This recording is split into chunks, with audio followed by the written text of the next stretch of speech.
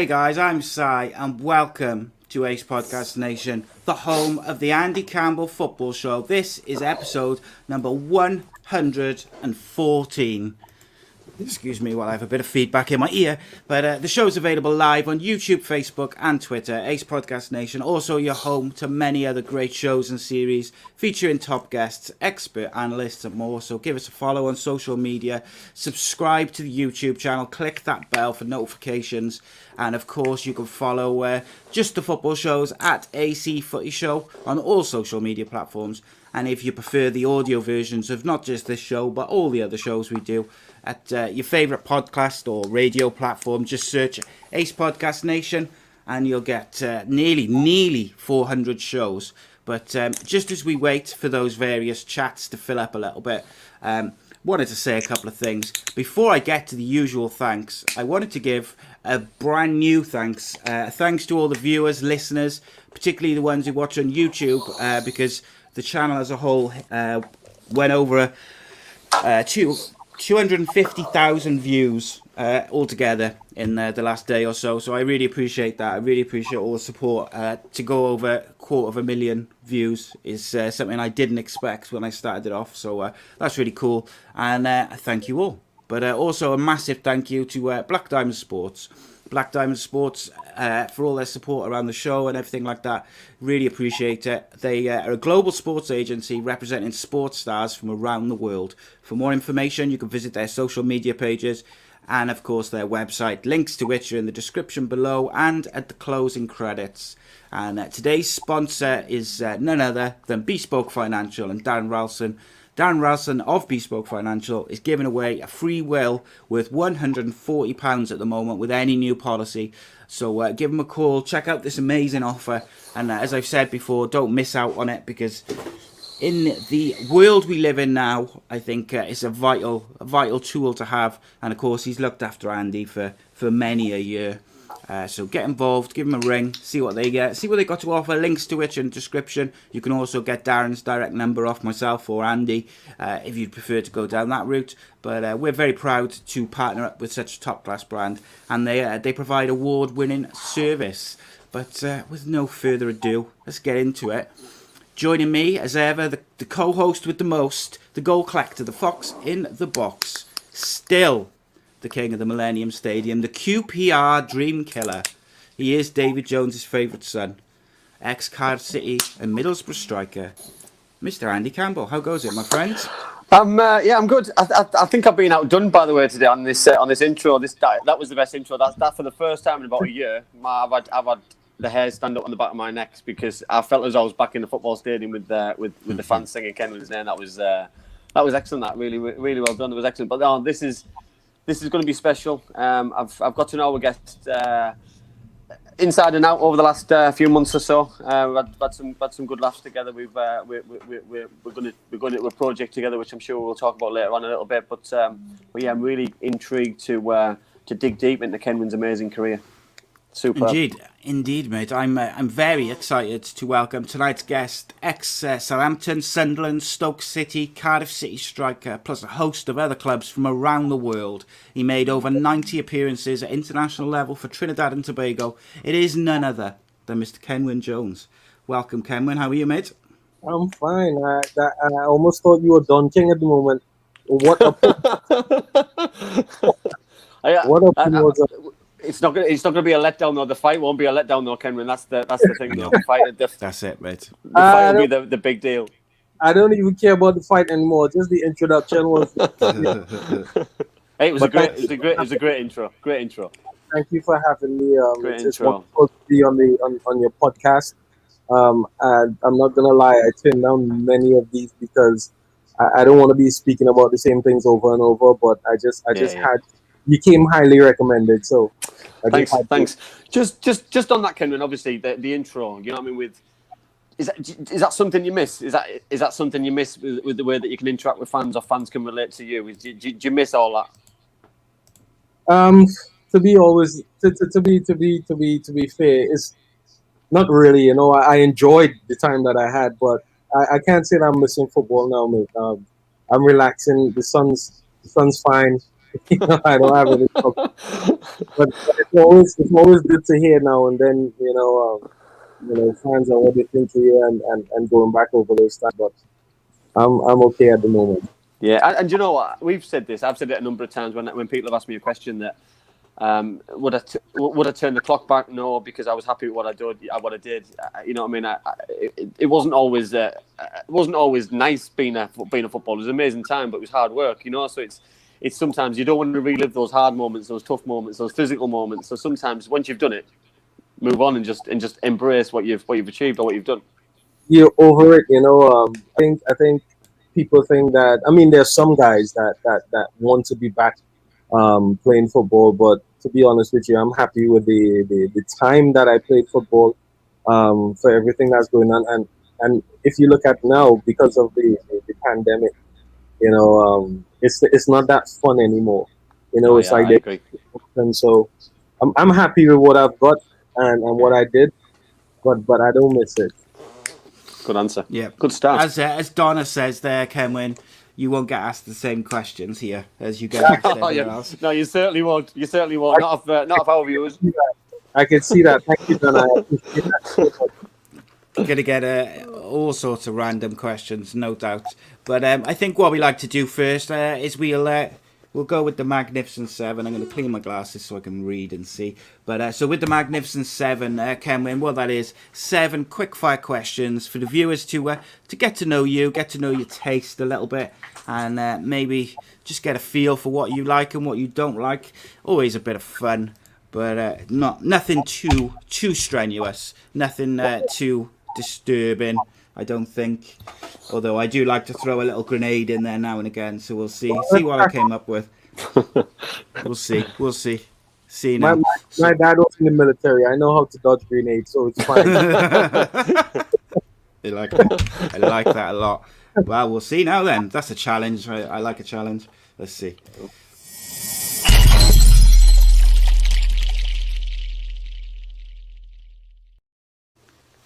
Okay, Kenwyne Jones, the Magnificent Seven. Messi or Ronaldo? Messi. That's the easy one. Yeah, that's the easy one out of the way. Favorite TV show? Oh, wow. That depends. I don't really even watch TV anymore, to be honest. But I would have to say the best TV show I've watched recently is it Marcella or Oh yeah. Marcella, the crime thing with that was a trip. That was an absolute trip. You're missing the UK then, Kenwyne, because the TV in the UK is just amazing. Yeah, they always have some different point of views on any topic, really. So I think I prefer that than TV from anywhere else. Yeah, I don't know. I can't even remember the last time I watched like live TV. I watched it probably at least 2 years. Like since I've sat down. So, you get all of these series going on and they're getting really creative. It's not the same boring stuff happening. Yeah, I agree. And if you're anything like us, you watch it all in one night anyway, so you get it all done. You don't save yourself for the week anyway. It's probably done. That is the practice. Like today I just finished watching Ragnarok. Yes. It's a Norwegian spin, I think, based on Thor and all of that. So I'm itching for the second season to get going, to be honest. Oh, there you go. Nice.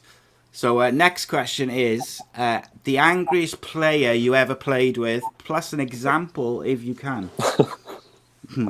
Oh, wow. Angry. That's a lot of players you could be talking about. Wow. I can't seem to think of any because, to be honest with you, I think I played with a lot, but in my first spell at Stoke City, I would go with Taggart. Big man. He was hard to play against. Very tough to play against. Very tough bag. He was nails. Yeah, he was old school. That's how I'd probably explain him on here. Old school and horrible and nasty. Nasty guy. Nasty. Okay, Well, let's ramp it up a little bit then. Toughest opponent you've ever played against? is that singular or as a team? Singular. um, I would think. I mean, that changed over time. I've had some known players, some relatively unknown players that were just annoying. Um, but I think I'll have to say Tarkovsky from Burnley. He's, he, Okay, yeah. he was annoying. I mean, he was really strong as well, but he was annoying. So, He must. Was he young at the time then, Kenwyne? yeah, so it's gonna be that lack Trying to of be it, keen. and he Yeah, just very keen. he Yeah, was annoying. He was annoying. yeah. He's one of those players, mind, who I think is quite underrated. You never sort of see his name being banded about as... Well, when you say underrated, it depends on what you're talking about, because in the modern day type of football, I mean, he is where he's supposed to be. But if you're still reminiscent on that old school defender is just supposed to be, just rugged, tackle hard, that type of thing, he'll definitely be right up there.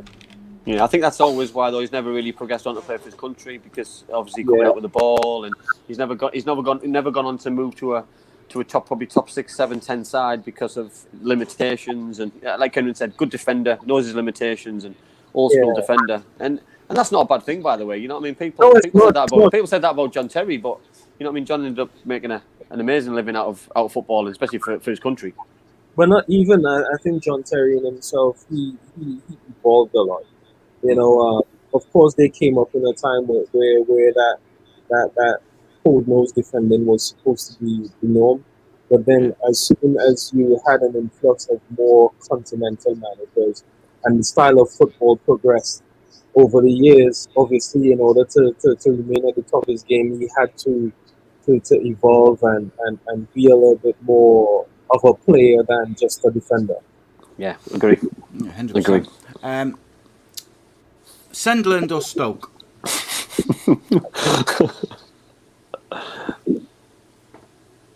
Why? That was one of those grenades. Kenwyne, that you could have. There must be some sort of reasoning behind these questions, though, for you to be for me to make a choice. It's just random. I just ask everyone. Just random. You just ask anybody. He finds two clubs that they played for and just asks between the two. I was going to add Cardiff in there as well, but I thought like Stoke and Sunderland were the kind of two you spent the longest time with, so I thought. Southampton. Interesting, I like it. The toughest derby you've played in, North East or South Wales? Northeast. Oof. Northeast. And then did you play in them both? Kenwyne, did you play at St James and? Yes, I did. To be honest with you, the South Wales derby, it was more about football. Maybe for the fans, it's different.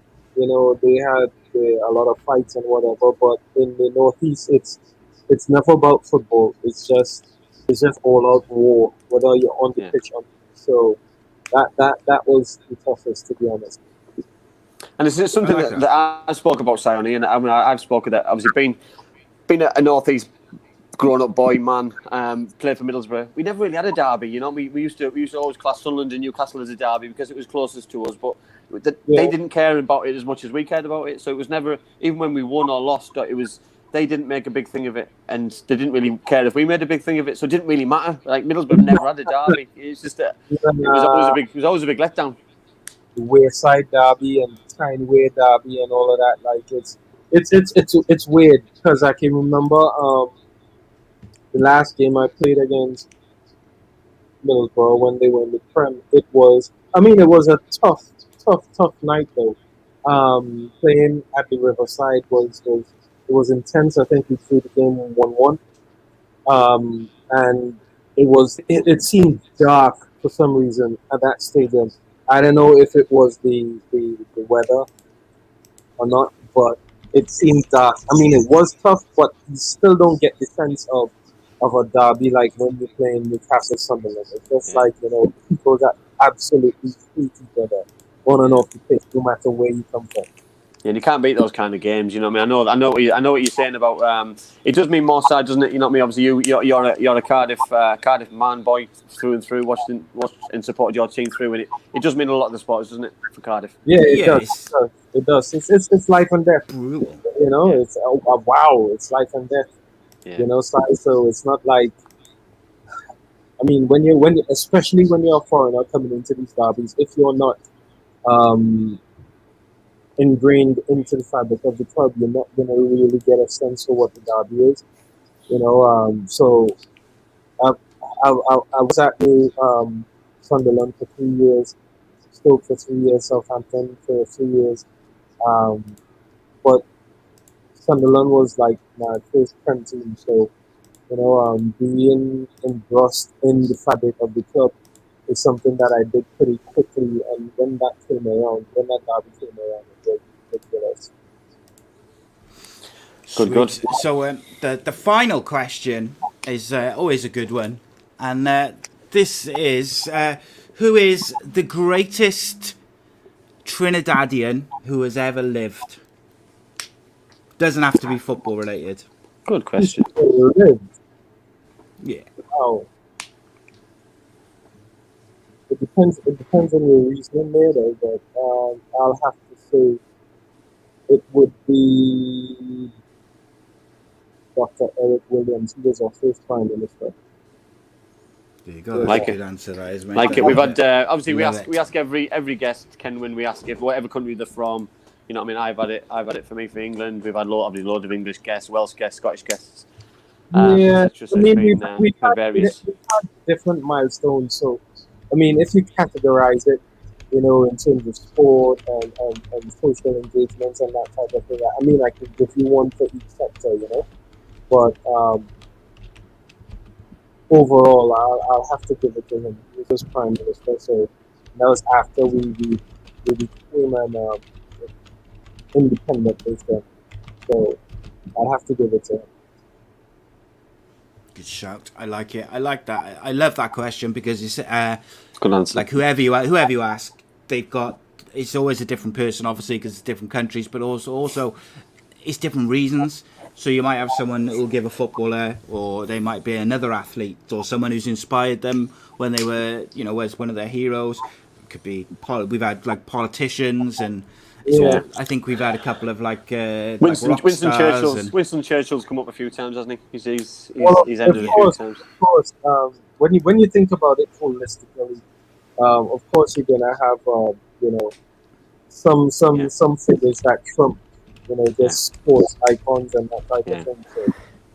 If you had time to think about it, you might come up with a different answer. If I can't remember the answer I gave, but if I had time to think about it, I would think of someone more famous but more local who had an impact on me growing up. I think so. It'd be different. Yeah, that's kind of different. I mean, they're only a small island, so. Well, exactly. Less people. Yeah. Indeed. So we've got a few little bits to do then. So just before we do get to the questions, as part of because we hit that milestone last night of 250,000 views, I decided for the next feature, which is Tell Me Why. Normally, I pick 3 questions for the guest and Andy to have 60 seconds to answer. But what I did this morning, as a thank you to the people, is I asked for some suggestions from people on Facebook, see if they had any questions that they wanted included in this feature. So a couple made it. So basically, Kenwyne, what we're going to do now is I ask you and Andy a question, and you've got 60 seconds to kind of talk about it and answer the question. First and foremost, do you want to go first or second? It matters not. Okay.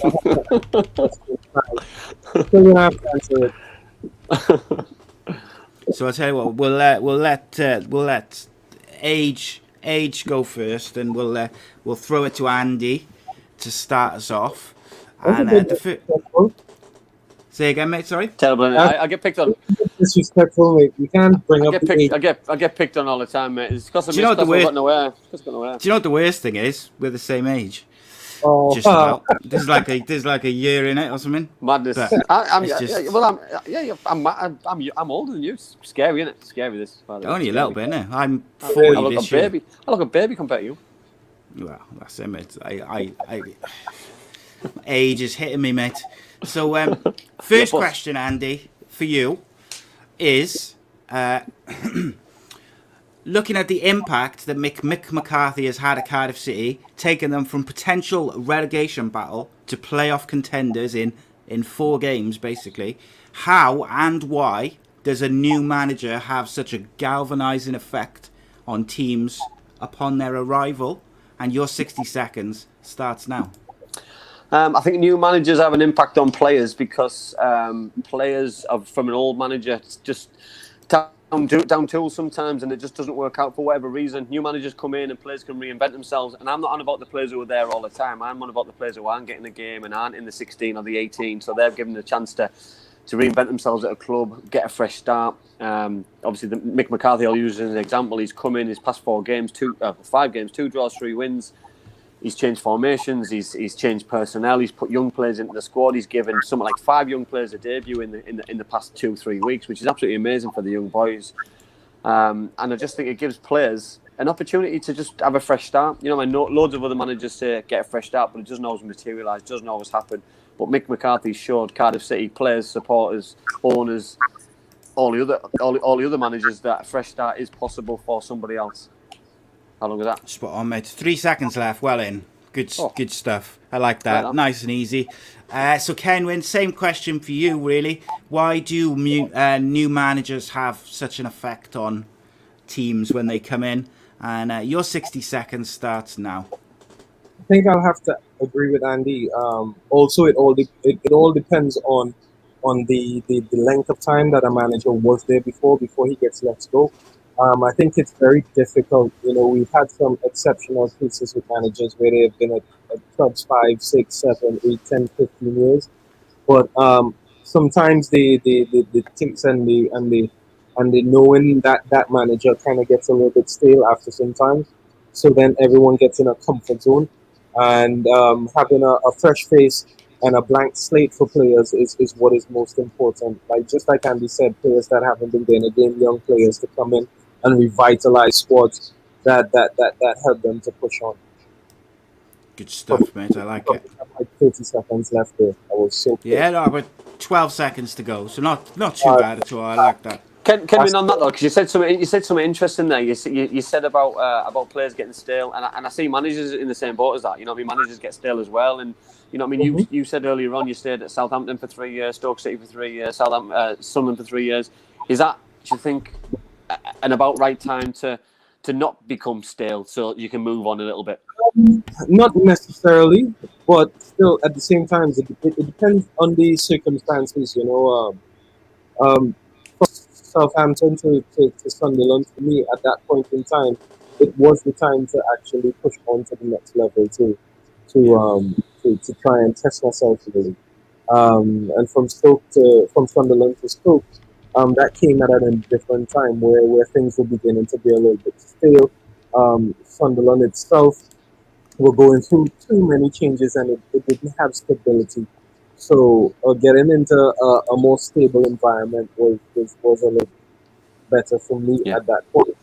I mean, then you see it with managers, like some of them last 5-6 years, and then it's time to move on, because what you would have gotten away with at that time, after a certain period, you don't get away with it anymore.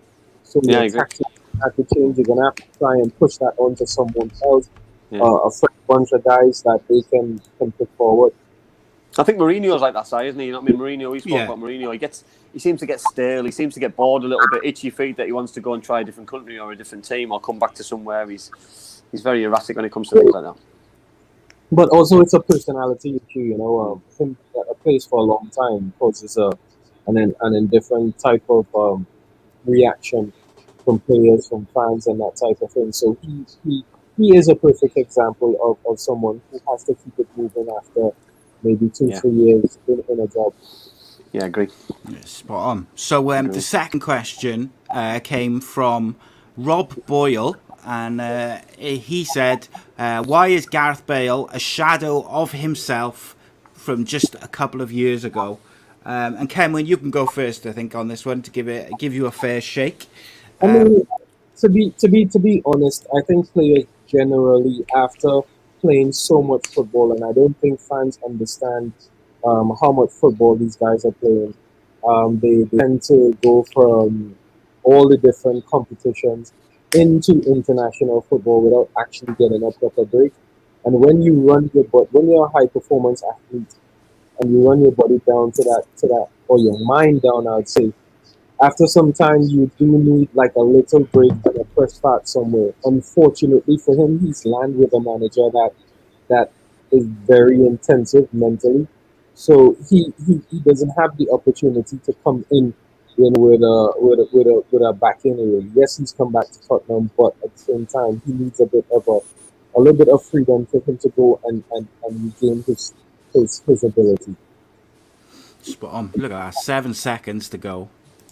Beautifully I timed. like That was well. I like that. I like because that wasn't necessarily the route I was thinking of if I was to answer this. So I'll be interested with what Andy says. But I love that coming from an ex-player who's played at the top level as well. So knows what he's talking about, Andy.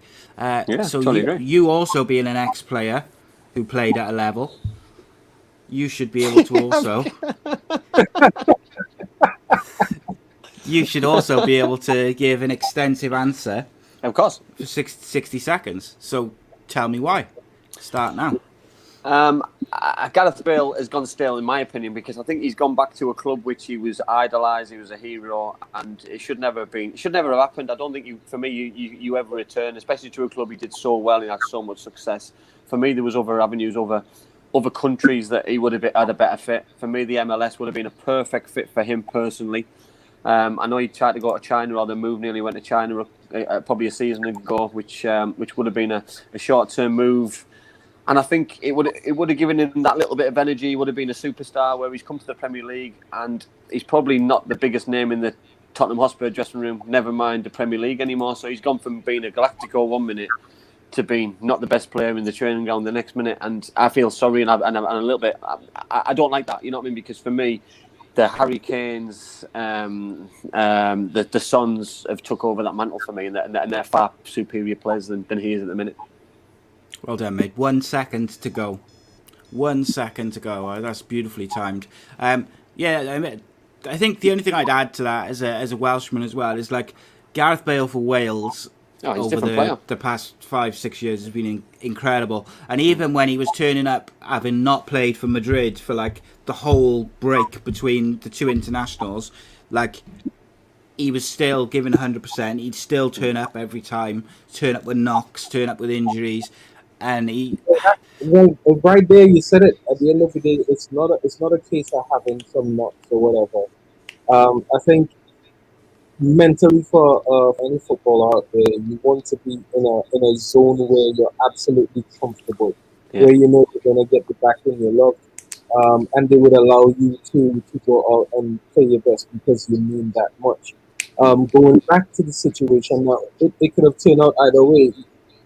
If it was a different manager and he went back there, let us say it was an Ancelotti or someone, at the end of the day, I think that he would have had the opportunity to slowly build and get himself back in shape. Who got the best out of him, Ken? It was Harry Redknapp. If Harry would still be the manager now, you know what I mean, old school, he would put him in the team, he would play him, he'd be an outlet, you know what I mean? It's tactics now. To be honest with you, as much as people talk about Harry Redknapp, he's not really that inviting. You know what I mean? No. I can tell you firsthand. When Gareth went there, for his 2 years, he was being absolutely dogged by Harry Redknapp himself. I think it just got to the point where, on that third year, he didn't have a choice but to play him. And as well, it was a bit of a spillover from Southampton into Spurs when he went there as well under Harry Redknapp, because Harry he does not like to play young players. He's never been that guy. So giving them the opportunity to be able to flourish, he does not do that. Yes, he's done it in the past with Frank is his nephew, and Rio and Joe Cole and they, but he didn't have a choice at that time. When it came to Spurs, he played him a few games. He didn't do that well. He didn't give him any confidence at all in those first 2 years to be able to put on.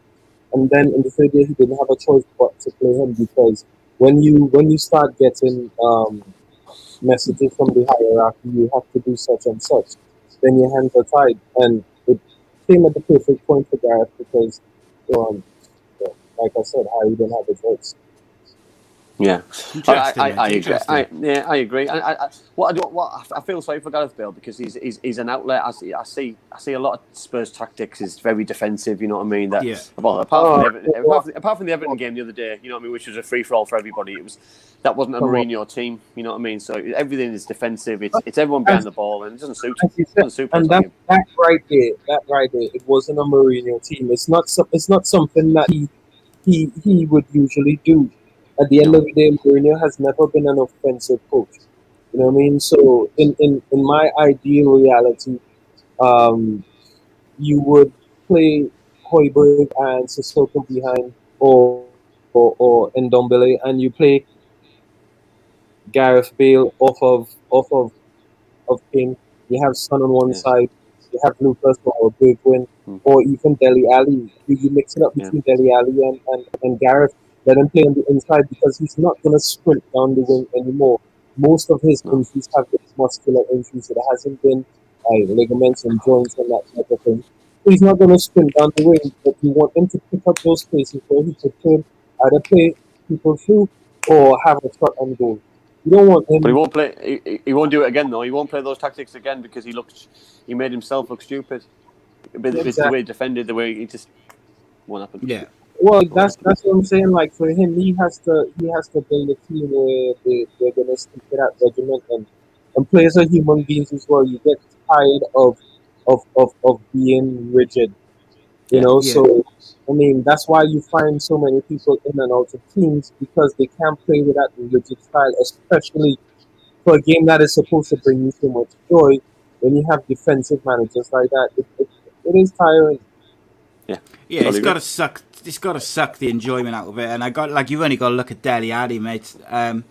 Dele Alli, literally 2 years ago, was like England's hottest new thing. He was in the England side. And he's pretty young, so he's still on the rise. But please tell me, how can Dele Alli go from being a very good footballer to not even sometimes getting on the bench or even getting minutes on the bench? If you watch the Amazon Prime thing where it's a transition where Pochettino lost his job, Mourinho took over, and in the first team meeting, Mourinho picked him out in a video call, a meeting, and just said, "Where's Dele?" And Dele put his hand up and he went, "You're lazy in training. Everybody's told me." You know what I mean? So it's like he knew his limitations or he knew things weren't right, and he's pushed. And he's never got the best out of him because, you know what I mean, I look at what he got out of the Franks, Lampards, the Joe Coles, the John Terrys, the other English players, by putting their arm around him, by playing them and getting the best out of them. He had an opportunity to do this again, but he didn't do it. He didn't do it because he's pushed him away. But for every John Terry and Joe Cole and Frank Lampard there is with Mourinho, there's also a Luke Shaw and a Gareth you know, now a Dele Alli, because like Luke Shaw, like I said the other day, mate, and I don't want to repeat myself, but like at the moment Luke Shaw's probably the best left fullback in the Europe. Yeah, under Jose Mourinho, on form, I mean. I know this is a British show, but please don't do that. Don't do that. All right, on form. Kenwyne, I bet you can't guess who Sai supports. Cardiff City. Oh, Man United. I know having this crap again. Don't even start it. My point being, I think what you like is the fact that after 6 years he's actually picked his form back up. I think that's the point that you like, because at the end of the day for him, it's he went from Southampton being literally one of the best fullbacks in Europe to having like 4 or 5 years of absolutely nothing. So I mean, you're happy same as Ali, wasn't it? He wasn't even in the squad half the time. Well, I mean, pick back up form, but at the end of the day, certain players are not for certain managers. I'll tell you Yeah, that. totally agree. Totally agree. That's a great way to finish that bit. Yeah. And the final question of Tell Me Why, we'll go back to Andy to go first, was sent in by Craig Sullivan, and I really like this question because I feel like you'll both be able to give a good insight into it. The question is, should there be a transfer window, yes or no, and why?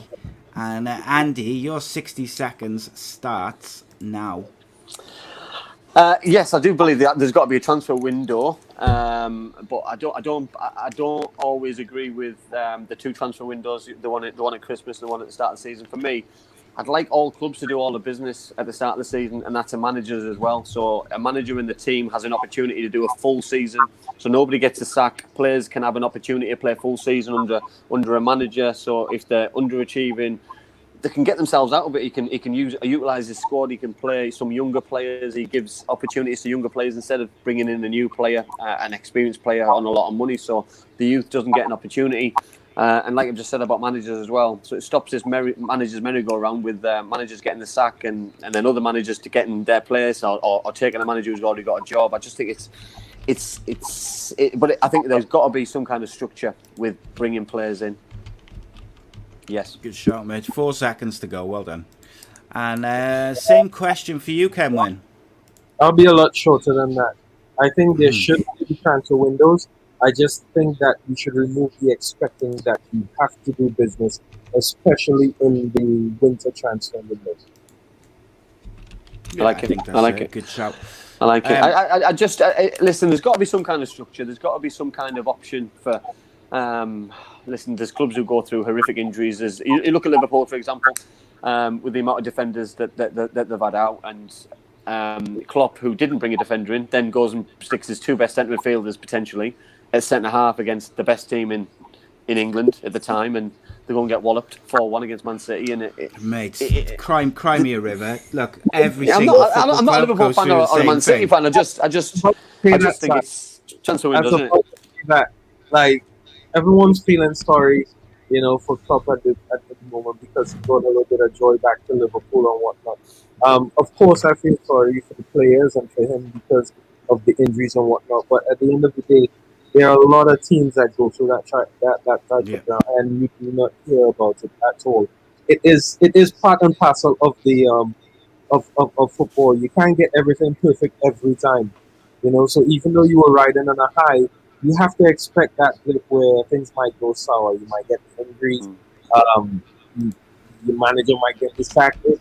I think that brings the excitement of the game, to a really high level. But the expectancy that you have to do business, especially in January, I think that should be removed.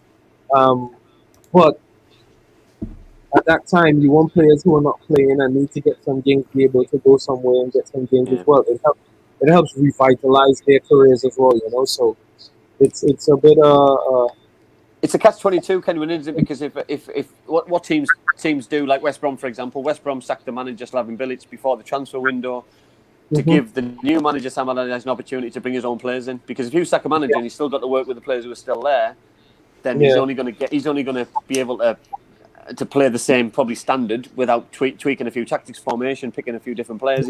He's probably still going to be hitting the same targets as the previous manager was. So I understand it from that point of view. Whereas if a manager still had his own, I don't know. It's a debate which could go on. John Sheridan is the luckiest manager in world football, by the way. There are pros and cons to that question.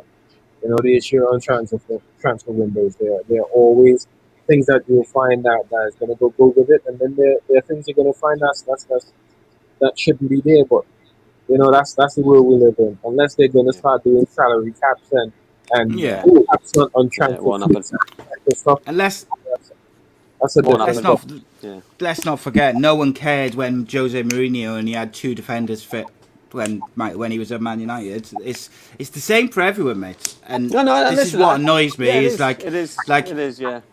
He's just had a winter transfer window. He could have bought a defender in the summer, but for some reason, because it's Liverpool, everyone's like, "Oh, let's feel sorry for them." Oh, He didn't bring any joy side. Don't worry. oh. Relax a little bit. Don't take it that personal. It infuriates me because I get so much grief from Liverpool fans. I don't But bring it on myself one thing, at what all. you've just said there, though, Si, you've just said there that Mourinho, he had two defenders to work with.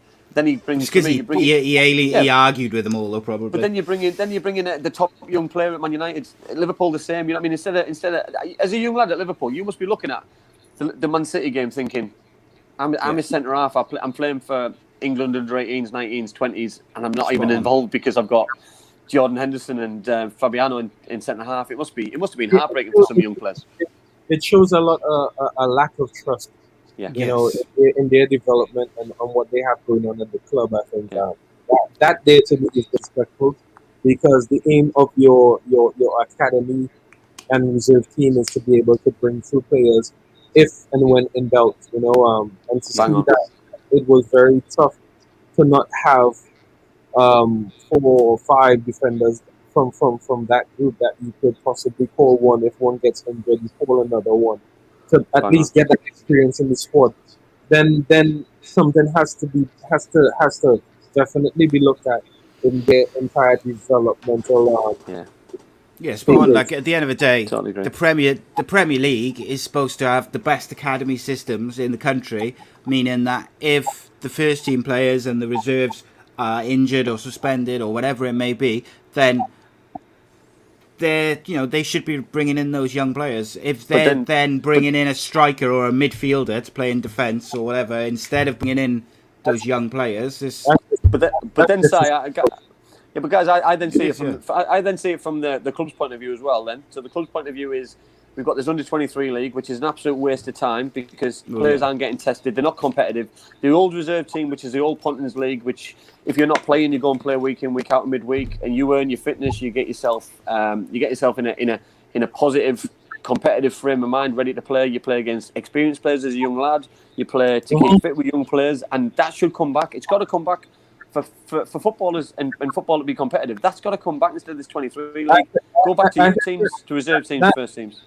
That on the 23 thing, I think that was on the basis of that new that rule that the Premier League and Football League placed in a few years ago about under 21 players that being homegrown. I think that is what kind of facilitated that. I think reserve football for me was the best place to go play when you're coming off injury, not playing, or as a young lad. After you're not playing under 18 to playing reserve football, which you look forward to because you would have, when you play the big teams, you'll have fans watching, and it is a competitive environment. And the 23 is an absolute waste of time. Totally agree, but absolutely bang on. And there is a strong rumour that it's going to come back, and I really hope they do bring it back because I just think it's going to benefit everybody. It'll benefit the young players because they'll play against experienced players, proper players, in front of a crowd, on night games under the floodlights. It's beneficial for everybody, I think, for me. Well, if it does, it has to be because of Brexit, because all the rules are going to be changed again. So they're not going to be able to facilitate too many foreign young players that they bring into their academies or whatever ages. So you're going to have to do reserve football again and start using players and give them that segue into to man's football. So if it does come back, it will be wonderful. Yeah, hope so. Fingers crossed. Let's see. So let's go to some questions from the live chat. So all the way back at the start of the show, Rhys David Evans asked, is there anything that you miss about Wales? The sun. It must be the sun, mate. It has to be the sun. Sunshine. To be honest, the Cardiff City fans were wonderful. I couldn't ask for a better support cast while I was there. It. Show's over. He said it now. That's it. Yeah. What's special about them, Kenwyne? Because you know what I mean. I say I've got nothing but positive to say about them. But what's different from all the other teams that you played for? I think the club, the fans of that club, they support players, through and through. Where some of the clubs, you get them on high times, even though they're turning up at the matches. They support when things are going good, not when things are going bad. And I think they remember that the players are human beings as well. Yeah. As much as you're paying to see a product and think that you should see a machine out there every week, um, you have to understand also that players have a lot of the same problems that the regular person in the street has. And if anything else, they have a bit more pressure on them because their job is an open office for everyone to view and scrutinize, while they still have to go home and deal with whatever issues they have in their life. Yeah, So totally agree.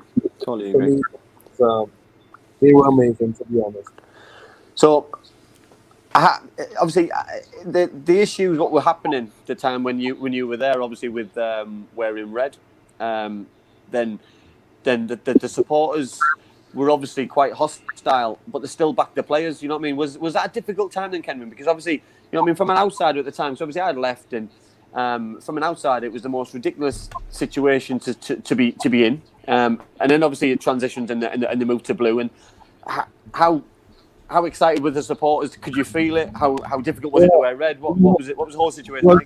the thing is, what I've learned over my time on this earth is that some things you don't mess with.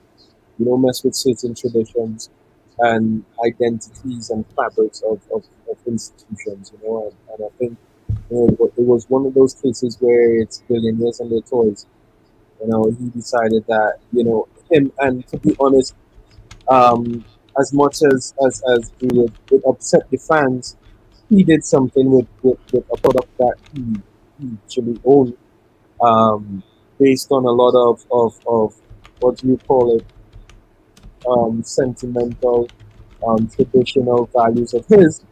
He went with the thing that had the most spiritual connection with him, which was changing it to red, coming from the culture that he came from, and I don't think that there was a level of understanding or common ground between him and the fans, based on the fact that he would believe, it's my club, I own the club, I'll do what I want.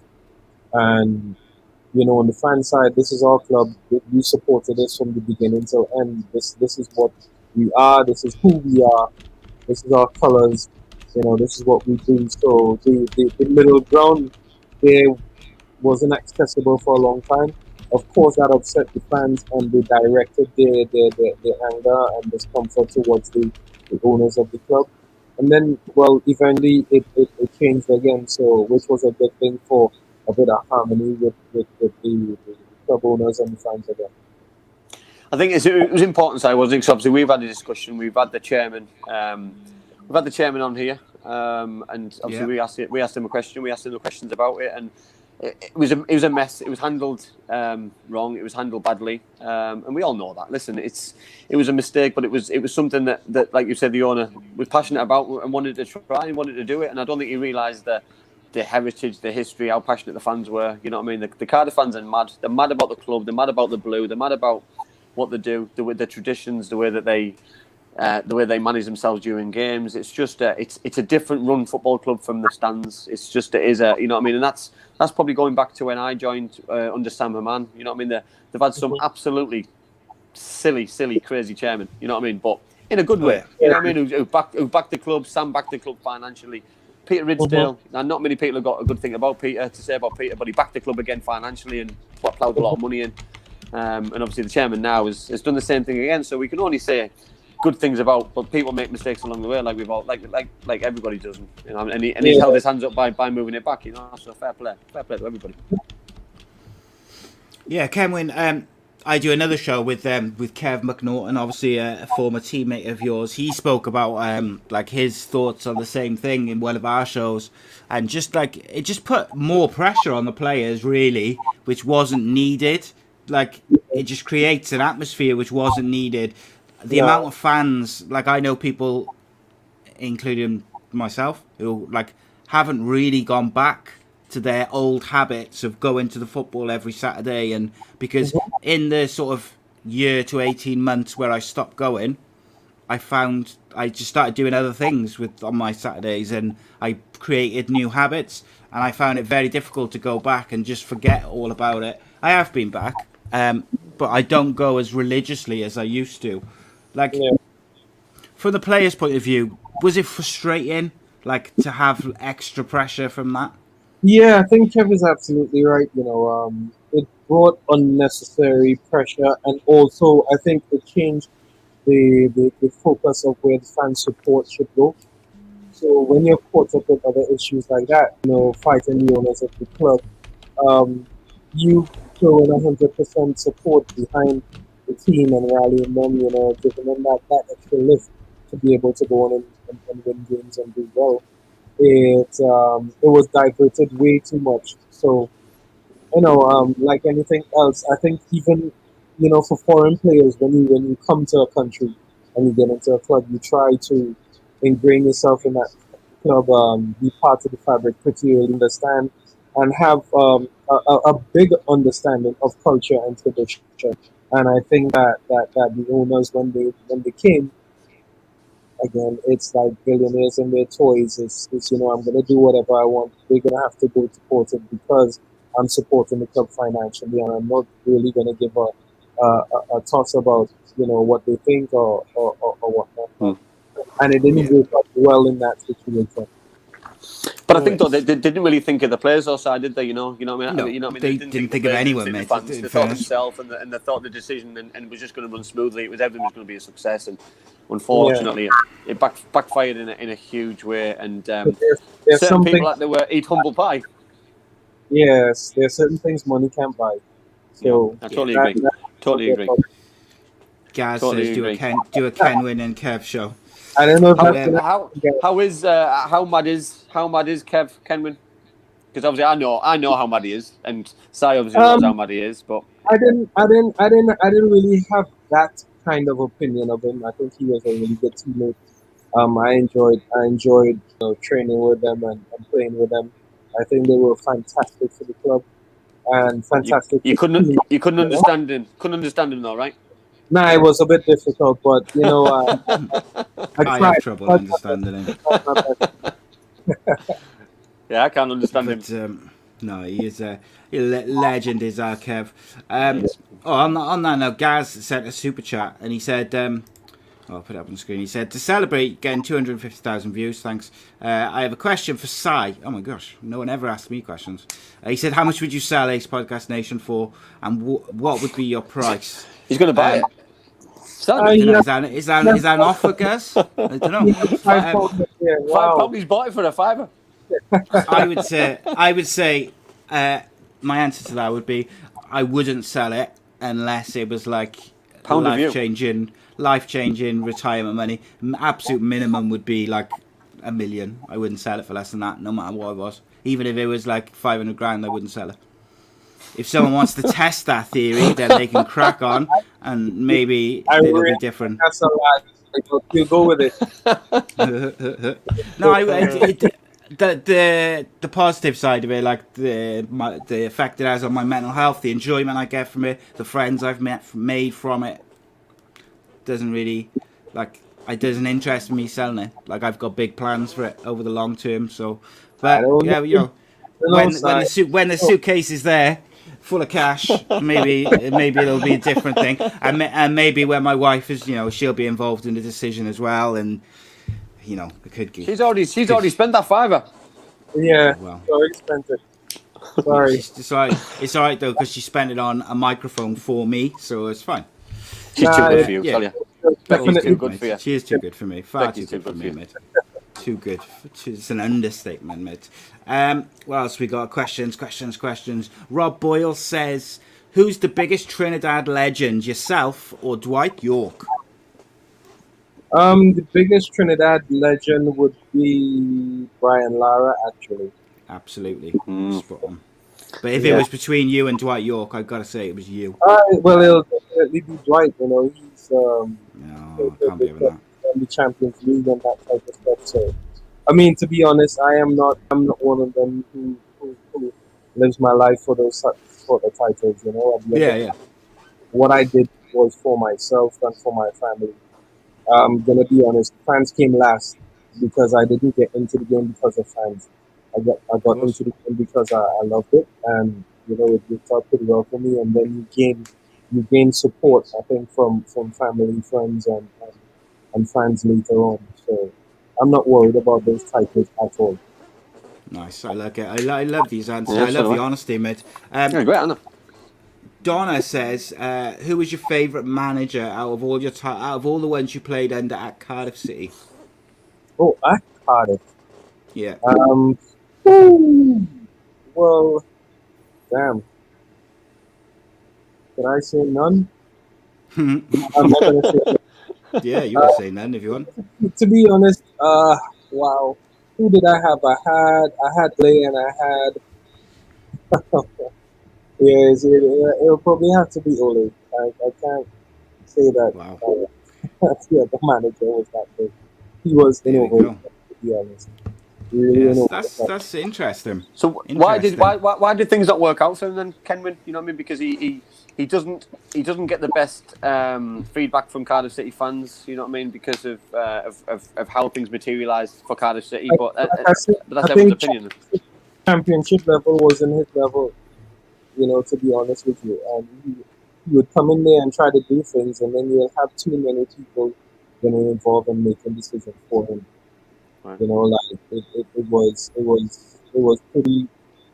pretty weird when I left. When I went to the Middle East and known for that 6 month period, I was totally fed up with how things were being run at the club. To be honest, you have like the chairman and they coming in and making all sorts of stupid decisions, which they shouldn't be involved in really when it comes to football. And I don't think as a manager he was strong enough in that position at the club as well. So he would often get override in a lot of things, and it didn't make sense. They need a proper.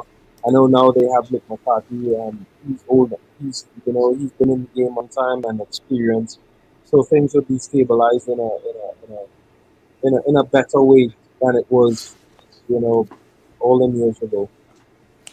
Cameron, with that, just a couple of things. With Ollie, I think one of the reasons he gets a bit of a raw deal is the way that Malky Mackay was kind of ousted, having never been in the bottom three and all that sort of stuff. I don't think that helped him. But also, I'm kind of interested in something you said there about the chairman, like making decisions and getting involved in that side of it. Was that like team selections or playing certain players? What? Well, Can you clarify that? They tried to. They even tried tactics as well. So Oh, wow. you don't want. I think the chairman and the owner and people of that nature at the club, they should focus on income statements and balance sheets and that type of stuff. Yeah, of make course. that, they shouldn't be involved in tactics. You leave the specialists to take care of their jobs. Players play, the the managers manage, the administrators. They do Yeah, their job. Stick to your lane. yeah, 100%, mate, 100%. I But that's completely been happening agree. so many. And The thing is, outside that's been happening over the years. You can go back to Sam Man's time where yeah, chairman should stick to do what they do. Kenwyne just said it there that stick to do what they do. They run the club from top to a certain level, and let other people run from football and run the football side. And Sam Man did it. Peter Ridsdale had a bigger input. The chairman now has had too much of an input. Like sometimes you see the more successful clubs who are really stable because they're stable because everyone knows the jobs. Everyone knows the job. yeah, spot on, mate. We have a saying here in Trinidad and Tobago.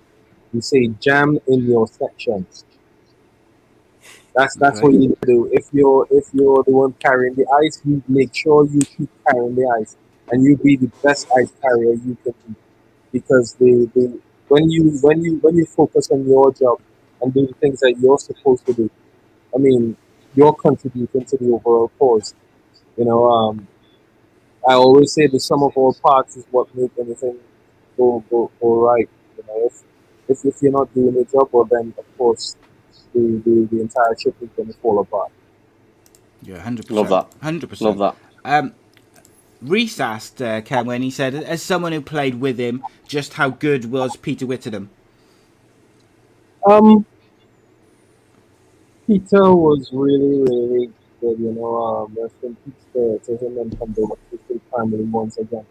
He was really, really good. I think he was one of those players. He was really in a comfort zone at Cardiff.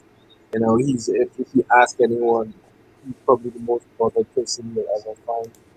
Um, but at the same time, when it came to football on the pitch, he would be the best of himself. He loved playing football, and of course, he loved playing for Cardiff. I think. So he was really good for the team. I'm not gonna say he was good for morale because he's not the guy that's gonna be bringing the entire dressing room together and that type of thing. But at the same time, you can really picture going out and playing if he was involved. But he knew that himself, though, Kenwyne, didn't he? You know what I mean? I was lucky enough that I came across him a couple of times in my life, in my career. I came across him at Kev's testimonial game, and he just knew his limitations. Like you said, he wasn't a big shouter, he wasn't a big screamer, but when he gave him the ball, he could just do something just so ridiculous with the ball. He was like a magician. You know what I mean?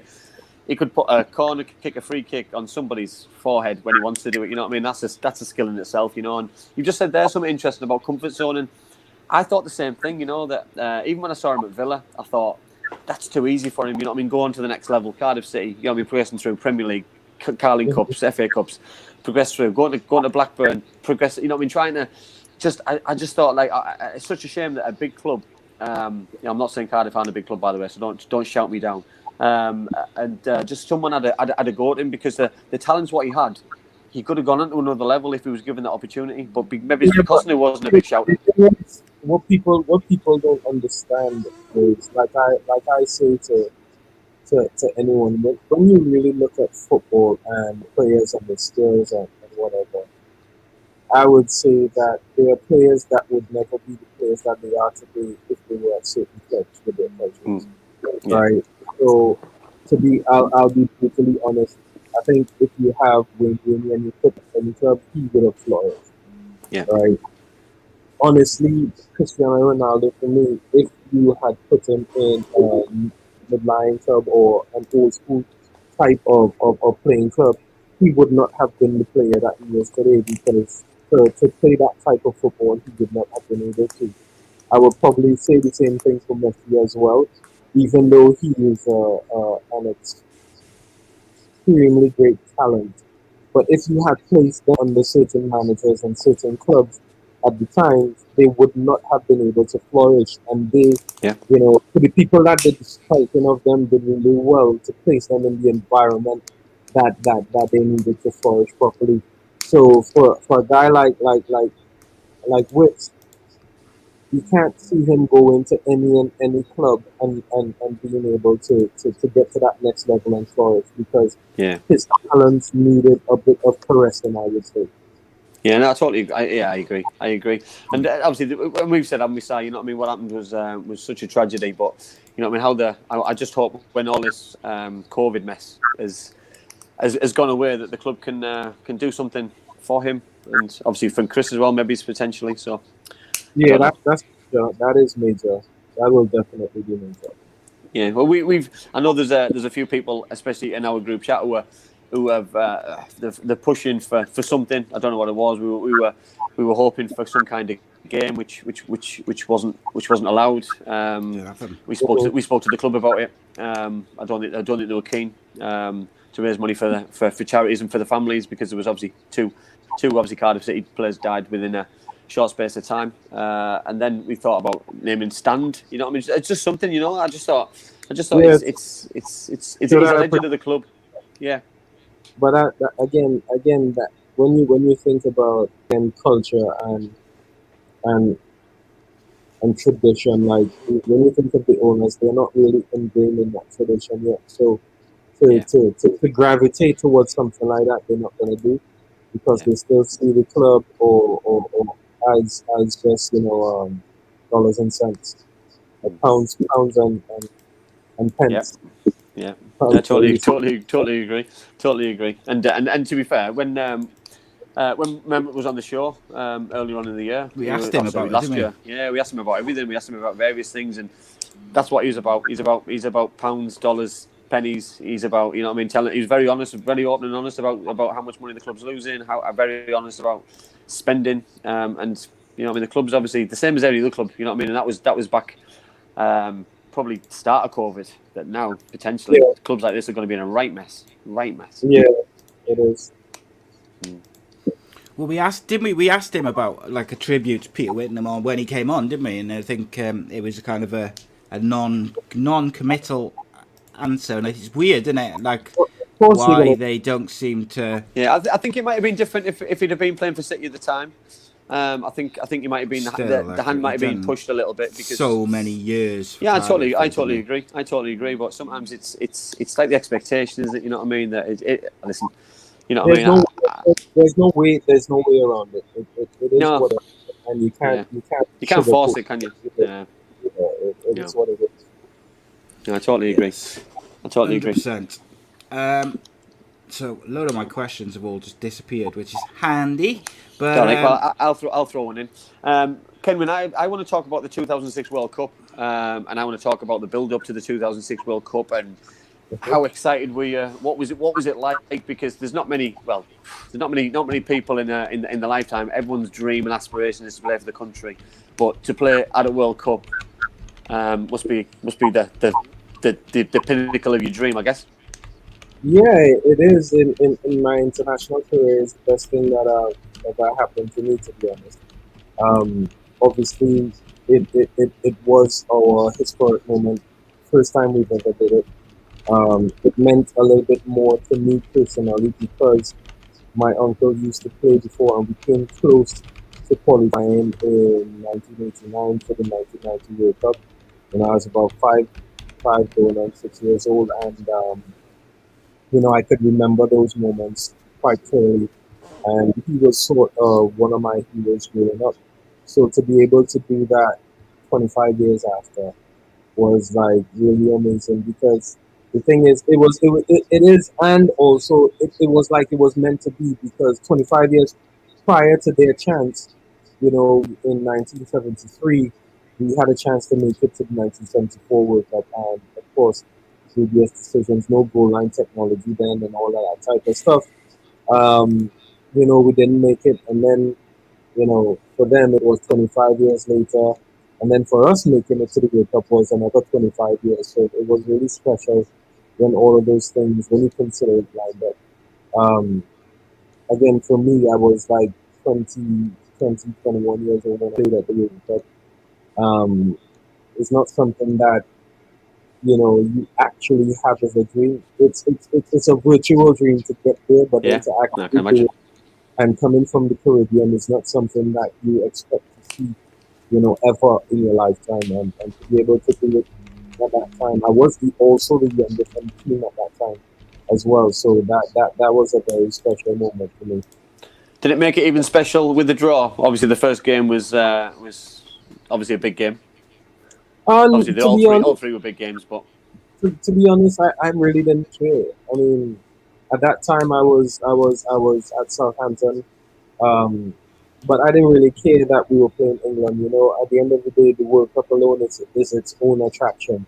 So whoever you play, it doesn't really matter to get to the pinnacle of the competition with them was just amazing. Which is listen, you know what I mean, to play for your country, the amount of challenge you play for your country was absolutely fantastic. But then obviously the year later, you got named Trinidad Player of the Year in 2007. How special a moment was that? Because obviously there's been some big names on that list. Again, to be honest with you, I haven't, I never dreamed of that type of stuff. It's not something that I actually went up for. I didn't even really know about it, to be honest. I know the awards exist, but it wasn't on my radar to say I'll be gunning for that type of thing. And I was actually named, Trinidad and Tobago Football of the Year 4 times, after that. So it's like, I'm very appreciative of the accolades. Like I said, I didn't start playing football for accolades anyways. I just played it because I loved it, and wanted to continue generational talent and sport within my family.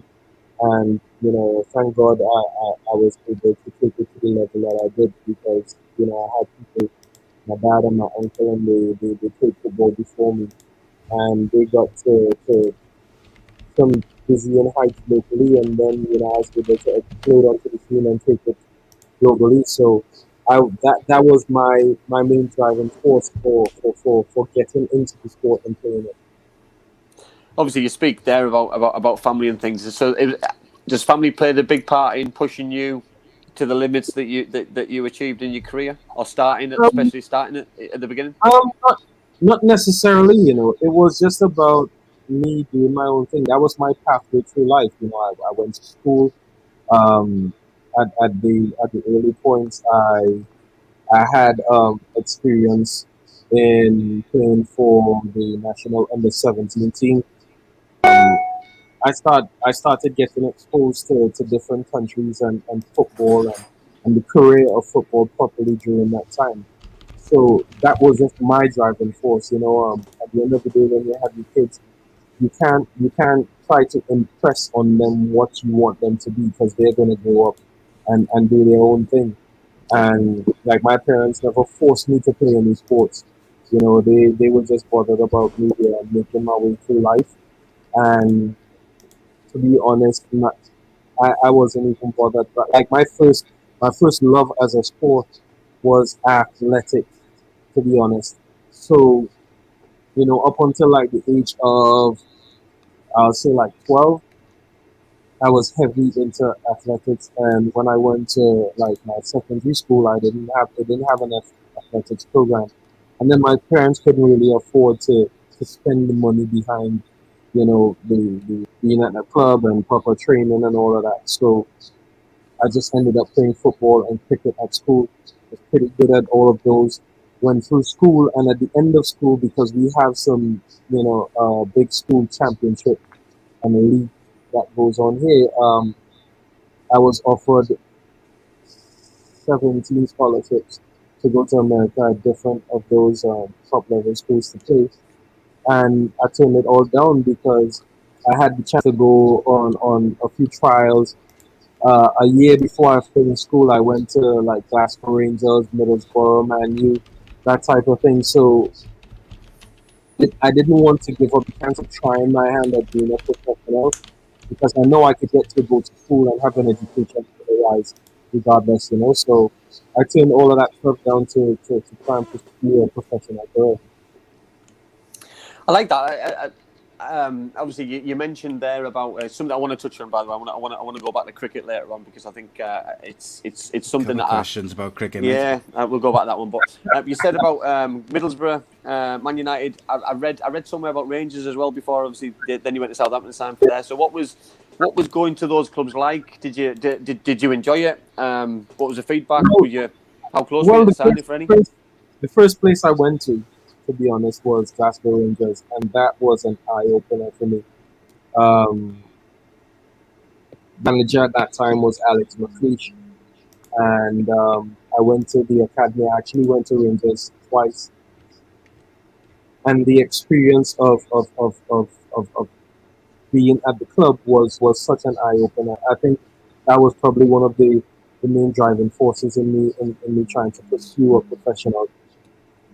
After that, a year later, I went to, or actually no, a few months later, I went to Man United for a week, and then I went to Middlesbrough for a week, and that in itself again was another driving force for me. I particularly loved my time, on trial at Middlesbrough at that time.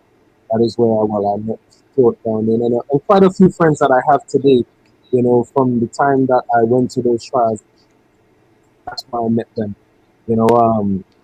And I think who was the Jonathan Woodgate was still playing. You also had Gareth Southgate still playing for Borough. You had the Stuart Downings in the academies. Those were the people that I was mixing it up with. And Alex Steve McLaren was the manager at that time. Big Hugo has still been there, will he? I think.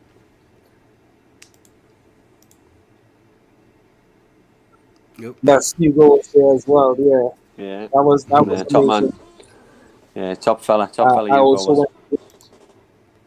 went to West Ham as well. Reading. I don't know. Until the last, which wasn't supposed to be my last club because I was supposed to go to Tottenham. But at the end of the day, those experiences, gave me that push to keep.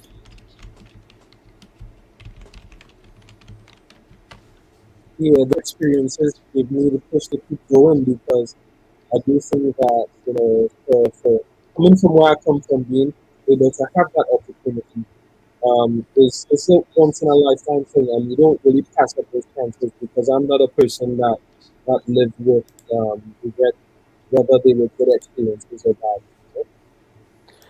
And I think it's just a really humble way to answer, a really humble way to look at it, and I think it's amazing that you've got those experiences to look back at and to realise where you want to go, what you want to do. You know what I mean? To mix the people that you've just named there as young people before. You know what I mean? Then you went to Southampton. It's just an amazing journey to get where you want to be, and that's not even covering half of it. Yeah, well, that's the thing. You can only if you're into football and you become a professional. The most you're going to become a professional for is 15 years if you're lucky. The ones who are really best, they have a 20-year career in football as a player. But most people, you have 15 years, and that's barring injuries and whatnot. Some have shorter careers, and some have absolutely none. But still, at the end of the day, you're not guaranteed to become a professional. And no matter what, it is only for a period of your life. When you finish football, you're fairly young in life, and you have a lot more to live and do in that time. So, I mean, for the period, and it's unfortunate that you have a lot of young kids that, end up taking their lives because they've been left by clubs. Excuse me. And it's unfortunate that they haven't been exposed to life in general and having different options so that if one pathway doesn't work out for you, you have something else to go to, that can be of interest. But again, yes, the lure of the Premier League and being a professional footballer is so much that they just gravitate to just that only, which I do think is a bit dangerous. But it is what it is at this moment. Obviously, you didn't finish in England, Kenwyne, but obviously the transition in England to coming out of the game is not great. It's getting it's getting quite a lot of criticism. The PFA are getting a lot of criticism. There's companies being set up to help the transition, which I think is fantastic, giving players an opportunity to get back into education, to get back into clubs, an ambassador role, into other roles which are meaningful. What's your thoughts on players coming out of the game and the organisation like the PFA? What should they be doing more? I think the PFA needs to start working.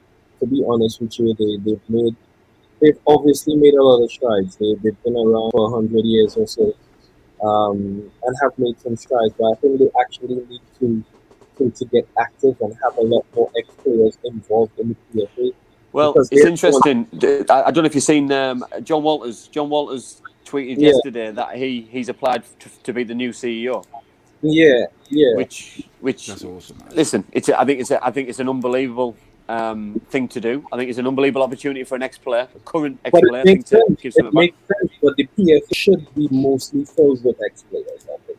Yeah, I agree. Because at the end of the day, they're the ones that know that what is going to be needed, because not everyone has the top bunker career. Not everyone would have been around Biggs or most of the players that play in the league are the ones that just go to the factory and clock their cards every day, do their hours, and then go home. And then after that, they have to struggle. Those are the ones you find who want to stay in football and be coaches and be managers, just stay around football because, of course, yes, you're around football, but of course the money you're earning as well. But at the end of the day, as an individual, you can do so much more than be involved in football in only one aspect. Yeah, I agree. it's got to start somewhere though. So if this is Jonathan getting involved, and then he can filter down and bring his own people in, the people he believes will make a difference. And that could be someone who's played at various levels, like you say, not somebody who's been at the top. Because how can a player who's been at the top all their career relate to someone who's been in League Two and finished at 21, 22? It's I mean, you see that based on the comments or the pundits that are on the various networks. They're the ones who've had the fantastic careers. They've been at the clubs that allow them to be able to be successful.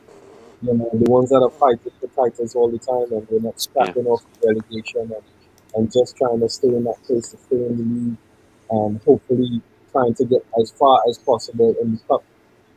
You know, so their views, no disrespect to them, are a bit biased, you know, on what a footballer should actually be and how they should carry on. You get various or varying you know, accounts of a footballer's career if you go down the leagues or go down to different clubs and different teams.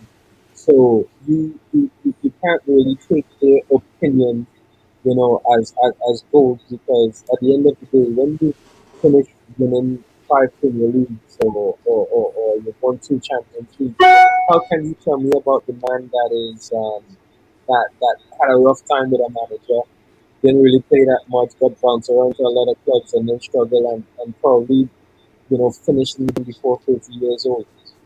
You can't say much. I agree. Spot on, mate. Spot on.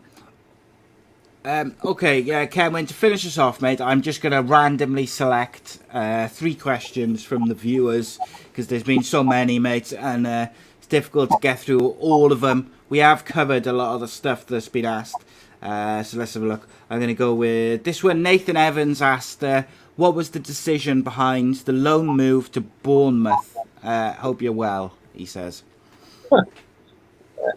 Mate, that's something way over my head. Like I said, it's dollars and cents for a lot of people, pounds and pence.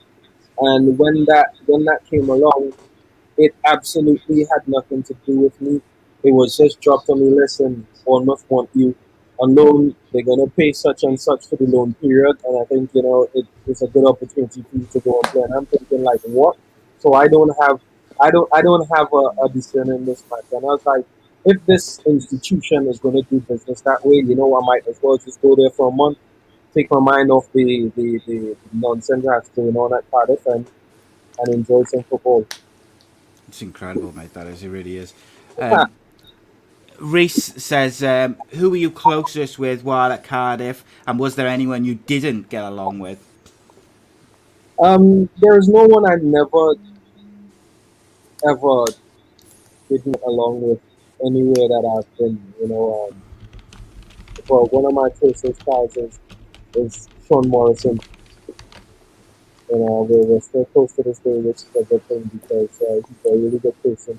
Of course, he's the captain now and a really good leader for the club. And he's mad, Kenwyne, and he's mad as a boxing frogs as well. He is a nutter, mate, and I love it. I really love it. It's really Which is important. Kenwyne, it's important, isn't it? It's important to have that kind of person involved in the football dressing room, team, squad, environment. You need various characters in a dressing room, because at different times those characters are going to be needed. Sometimes you're not going to have the best day, but another person is the one that's going to hold the team up and push you forward. So if everything was black and white or grey, it would have been really boring. Yeah. And last one from the chat there, mate, just to finish us off. I know Andy's got one more question for you as well. Nathan said, what was your best memory from your time at Cardiff City? Oh, wow. Leaving. Wow. To be honest with you, it's just, I think it's the entire time just being at the club and be involved with fans, you know, endearing yourself to a new fan base and being part of a new movement. I think is something that I always look forward to in my career. There is nothing that happened off the pitch that was either really good or really bad, or, you know, on the pitch. I think we had a great bunch of guys that worked hard every day, fact that it's possible because we all, love the team and love the club that much. So that was it really. Sweet, cool. Ian did ask as well. He's asked a couple of questions, so I wanted to get this one in. He said, "What are you up to now regarding football or work, or are you just chilling out and retired?"